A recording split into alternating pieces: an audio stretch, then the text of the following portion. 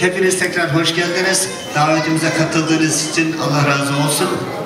Burada kendisini yad etmek istediğimiz muhterem Esat Coşan Hoca Efendimiz'i tanımayanımız yoktur. Hepiniz tanıyorsunuz. İnşallah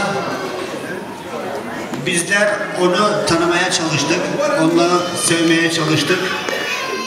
Onu yeniden yad edip, onun yapmış olduğu çalışmaları, yapmak istediği çalışmaları inşallah sizlere kısaca anlatmaya, tanıtmaya çalışacağız.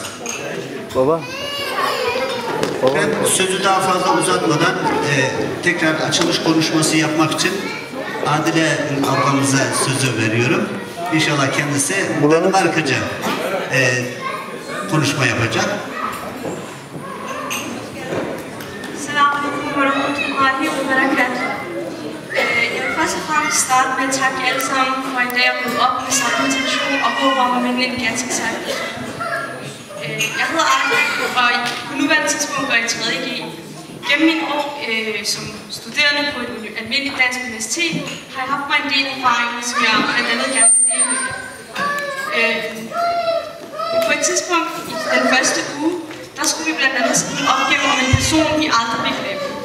Det var her, at de fleste havde nogle intentioner om at skrive om en ven, en lærer, eller eventuelt et godt familiemedlem, som de havde mistet, og som de ville komme til at savne. Jeg besluttede mig for, at jeg ville skrive om en ganske særlig person. Jeg besluttede mig for, at jeg ville skrive om professor Dr. Mahmoud Asad Joshua. Jeg var rigtig glad for, at endelig at beslutte mig for, hvem jeg bare skulle skrive om. Men jeg ville så gerne dele den her glæde med mine klassekammerater og mine venner. Og de fortalte mig, at jeg måske skulle passe på med at risikere en karakter, fordi det er første gang, at vi skal skrive en opgave, og det er første gang, at vi skal give et indtryk af os selv til læreren. De sagde, måske vil lærerne bruge sig om, at du skriver om en lærer, der starter. Men jeg kastede mig ud i det. Jeg skrev om professor Dr. Mahmoud Asad Joshua, som jeg havde erfaret, han er, hans personlighed, og jeg især i dybden med, hvad det var, han stod for, og de projekter, han havde etableret. Jeg var sådan, efter jeg havde afleveret opgaven, var jeg stadig bange for, at jeg alligevel ville risikere at få en dårlig karakter, fordi man ved jo aldrig, man vil gerne give et godt indtryk allerede første skoledag. En uge efter, vi havde afleveret, så kom min lærer hen til mig, min dansklærer. Han tog så fat i mig og sagde, jeg vil gerne snakke med dig om noget, om din opgave. Og man bliver selvfølgelig nervøs, når læreren siger, at de gerne vil snakke om min opgave. Men han sagde så til mig, at det var en virkelig, virkelig god opgave, og han var inspireret af den. Det jeg havde skrevet om Mahmoud Asad Joshua, fik ham til at gå ind på Google og søge om ham. Og han fik noget at vide om ham, og han var inspireret over vores lærer. Og det glædede mig at se, at jeg kunne skubbe en lærer til at kunne researche om en vigtig person. Hvorfor fortæller jeg den her historie? Jeg lærte en rigtig vigtig lektie den dag, og det var, at man skal ikke være bange for at udtrykke det, man står for. At vi er alle sammen muslimer her, og vi skal ikke være bange for at vise vores sande identitet. Vi skal ikke benægte vores baggrund. Og det var blandt andet det, Mahmoud Asad Joshua nævner til os alle sammen. Han siger på tyrkisk, det vil sige, vær ikke bange for at blive fordømt af en, der allerede har fordømt jer. Altså, hvis vi allerede ved, at personen overfor ligesom allerede har dannet sig et indtryk af os, allerede har en fordom om, hvordan vi er, bør vi alligevel aldrig tilsidesætte at vinde Allahs tillid. Vi bør altid forstå, at Allahs tillid er det første, vi bør kæmpe for. Og det var med det hans citats udgangspunkt, at jeg skrev opgaven, og det alligevel endte med at gå godt for mig. Jeg vil også gerne give et andet eksempel. Mange af os efterlader desværre vores daglige bønner, fordi vi er bange for at bede i offentligheden. Men til det siger professor Dr. Mahmoud Asad Joshua, det er også, at vi skal ikke være bange for det. Når vi ser, at tiden er inde, og vi ikke har andre muligheder end at bede, skal vi tage vores bedetæppe frem og gøre os klar til at bede. Fordi vi bør ikke skamme os over den, vi egentlig er. Og det synes jeg er et rigtig vigtigt citat at tage udgangspunkt i dag. Men i dag skal vi mindes om professor Dr. Mahmoud Asad Joshua. Og jeg vil så der er sikkert mange af jer, der tænker, Men hvem er det, der skal mindes? Og hvad er det, han står for? Hvad var det, der gjorde ham til en ganske særlig person? Det, der gjorde professor Dr. Mahmoud Asad Josham til en virkelig anderledes, en unik person, var hans rettroenhed og hans kamp for det gode liv. Han kæmpede for det gode liv, beskrevet ud fra Koranen og profeten sallallahu alaihi wasallams sædvaner. Og derfor havde han rigtig mange projekter, som han igen tog udgangspunkt fra de vigtige ting. Og med udgangspunkt i dette har han gjort sig etableret en masse projekter, som jeg blandt andet vil komme ind på i dag.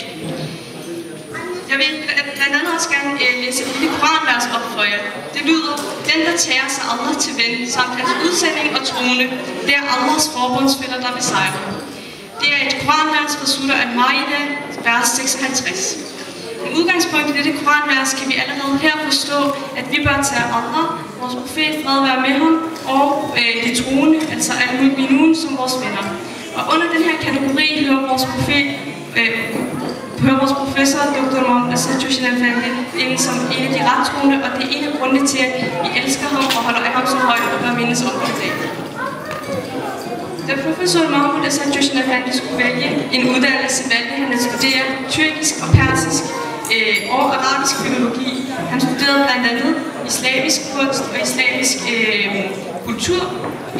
tyrkisk kultur, og efter han havde studeret, så rejste han til Ankara, og i Ankara Universitetet hjalp han som assistent, lærerassistent, og det han hjalp med var at lære de andre studerende, de unge, med at læse og lære Koranen, og ligeledes at forstå det. I weekenderne oven i dette, så tog han til Istanbul for at besøge sin svigerfar og sin lært, Mehmet Said Qutb. Og mellem de to blomstrede der et rigtig, rigtig smukt fader-søn-forhold. Men den 13.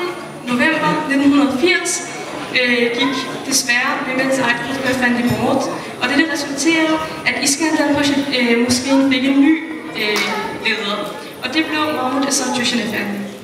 Mahmoud Asad Josham besluttede sig for, at han ville bruge det rigtig godt, og han etablerede som sagt nogle projekter, blandt andet startede han først og fremmest med at hjælpe de unge.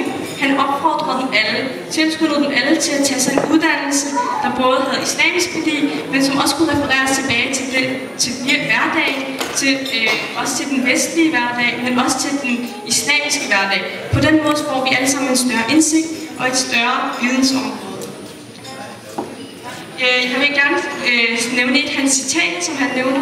Han udtrykker tydeligt, især henvendt til de unge: vores forfædre tjente islam med deres liv og med deres sværd. Nu er det tid til at tjene islam med fornuft og med blyant.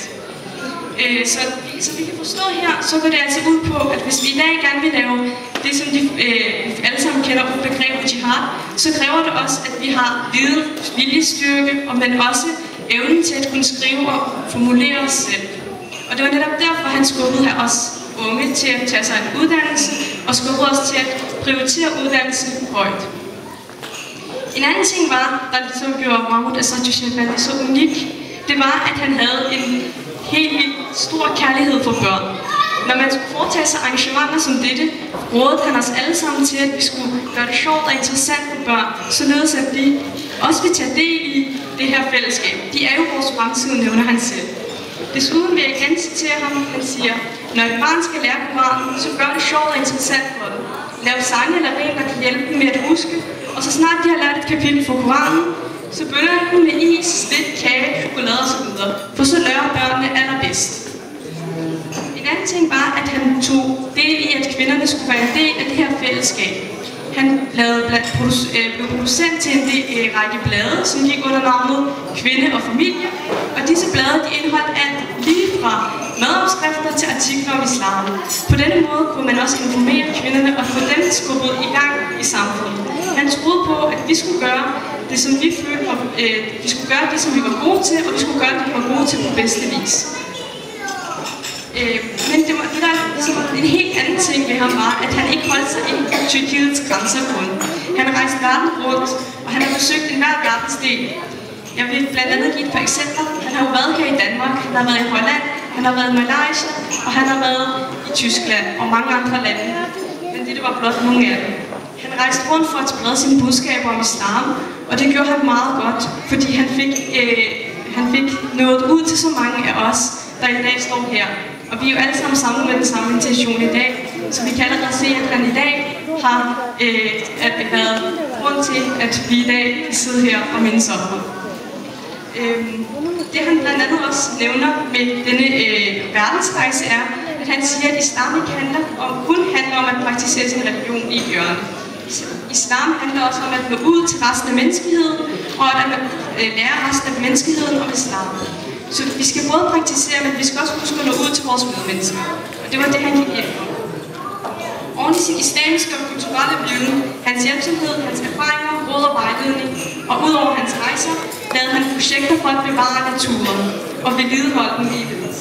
Til dette tilskud, professor Dr. Mohammed, som blandt os alle mennesker til at holde os fra alt, der skader naturen.